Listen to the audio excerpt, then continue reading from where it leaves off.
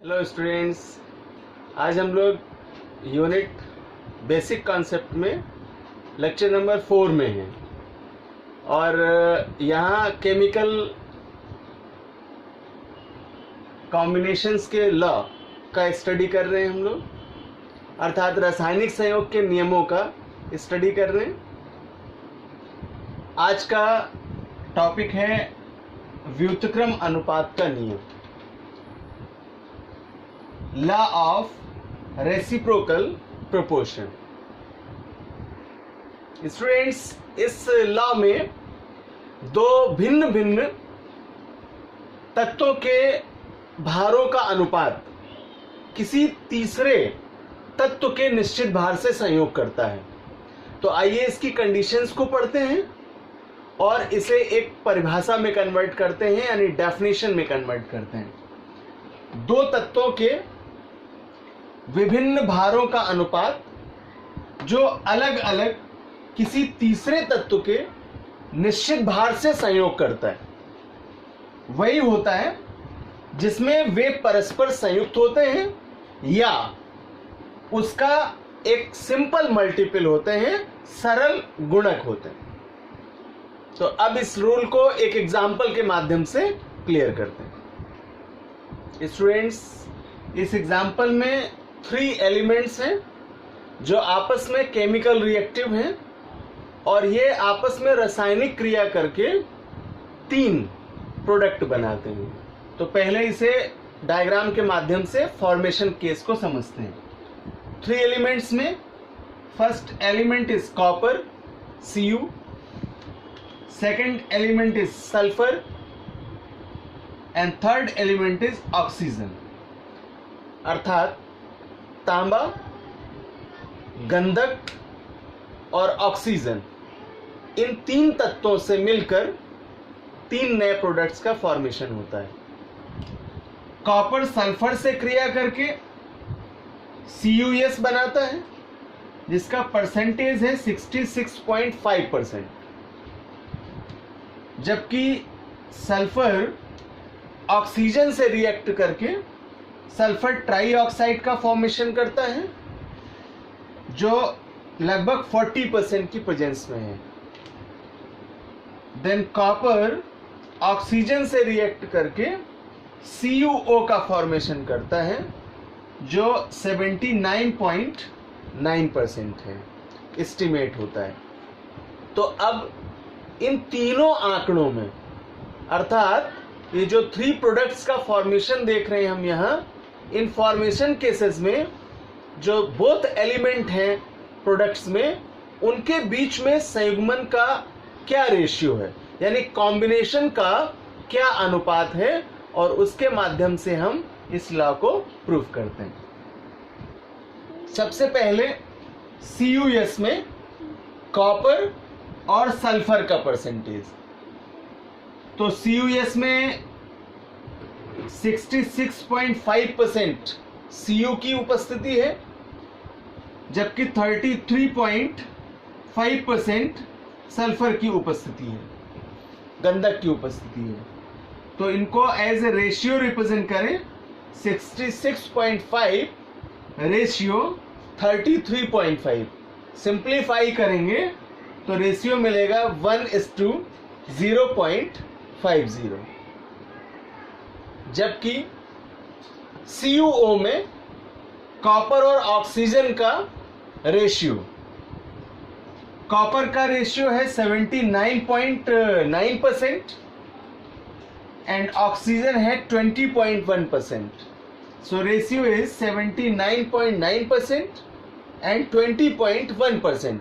Simplify करेंगे तो 1:0.25 होगा। Now sulphur and oxygen, sulphur is to oxygen, यानी सल्फर और ऑक्सीजन का अनुपात आंकड़ों के आधार पर 0.50 रेशियो 0.25 प्राप्त होता है। इसे सिंप्लीफाई करेंगे तो 2:1 होगा, जबकि सल्फर ट्राईऑक्साइड में सल्फर और ऑक्सीजन का रेशियो 40:60 अर्थात 40:60 प्राप्त होता है। सिंप्लीफाई करेंगे तो 2:3 प्राप्त होगा। तो इन बोथ पार्ट्स में, यानी केस फर्स्ट और सेकंड में जो रेशियो मिलता है, ये दोनों ही रेशियो एक दूसरे के सिंपल मल्टीपल हैं, यानी सरल गुणक हैं। तो इस आधार पर ये दोनों ही आंकड़े व्युत्क्रम अनुपात के नियम की पुष्टि करते हैं। नाउ नेक्स्ट लॉ, गैलुसेक का नियम या गैलुसेक का आयतन संबंधी नियम, गैलुसेक्स लॉ ऑफ वॉल्यूम्स। इस नियम का प्रतिपादन गैलुसेक साइंटिस्ट ने 1808 में किया था। This law was given by Gay-Lussac in 1808। According to this law, when gases combine or are produced in a chemical reaction, they do so in a simple ratio by volume, provided all gases are at some temperature and pressure।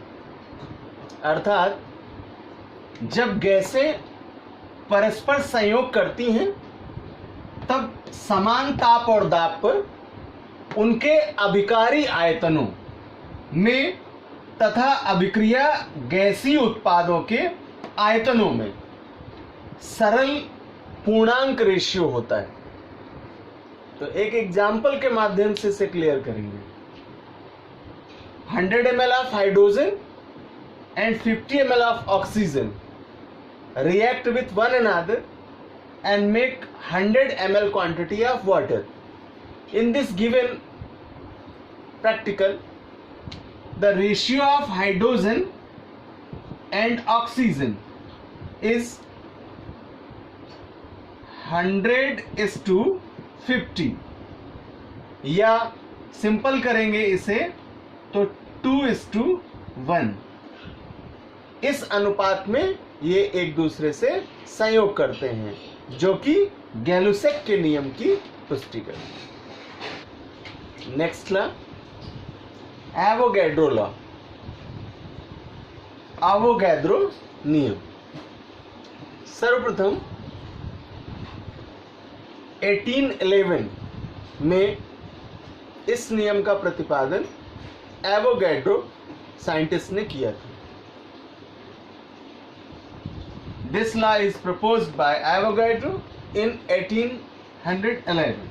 According to this law, equal volumes of gases at the same temperature and pressure should contain equal number of molecules। अर्थात समान ताप तथा दाब पर गैसों के समान आयतनों में अणुओं की संख्या समान होनी चाहिए।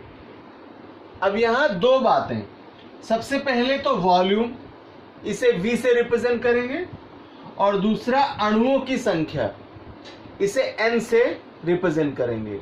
तो गैस के वॉल्यूम को V से, जबकि अणुओं की संख्या को N से। देन फार्मूला बनेगा V proportional to N eight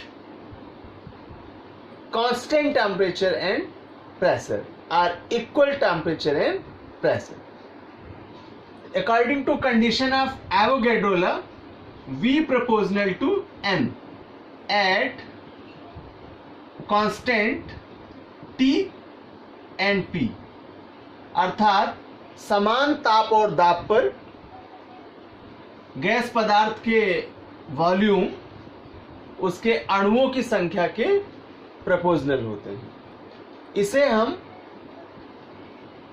represent करेंगे V upon N equals to K, जहां K क्या है, K equals to common constant.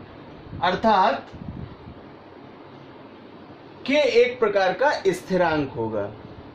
Suppose that, माना गैस का प्रारंभिक आयतन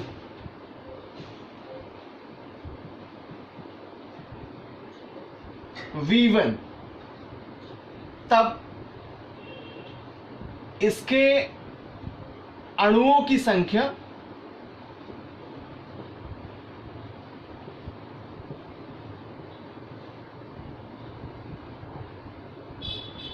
N1 होगी। यदि आयतन V2 कर दें तो अणुओं की संख्या N2 हो जाएगी। अतः एवोगैड्रो लॉ के अनुसार इक्वेशन नंबर फर्स्ट से रिप्रेजेंट करते हैं। तो for first case first formula होगा according to this condition V1 proportional to N1 at constant T and P, या इसे लिख सकते हैं V1 upon N1 equals to K और K equals to constant, K स्थिरांक है। इसे बनाते हैं इक्वेशन नंबर 2 और इसे बनाते हैं equation number 3। Then case second पढ़ेंगे। इस सेकेंड केस में फॉर्मूला बनेगा V2 proportional to N2 at constant T and P, या इसे लिख सकते हैं V2 upon N2 equals to K, और यहां K क्या है तो स्थिरांक है, कॉमन कांस्टेंट है। इसको बनाते हैं इक्वेशन नंबर 4 और इसे बनाते हैं इक्वेशन नंबर 5। अब कंपैरिजन करा लें इक्वेशन नंबर 3 और 5 का। Then equation third and fifth, तो जब इसे कंपेयर करेंगे तो K कांस्टेंट है, कॉमन हो जाएगा और फार्मूला बनेगा V1 upon N1 equals to V2 upon N2. It is in the case and final formula of Avogadro law. तो स्टूडेंट्स, एवोगैड्रो ने गैसीय सब्सटेंस के लिए उसके वॉल्यूम में यानी आयतन में और गैसों के उपस्थित अणुओं में संबंध स्थापित किया, जिसे एवोगैड्रो लॉ कहते हैं।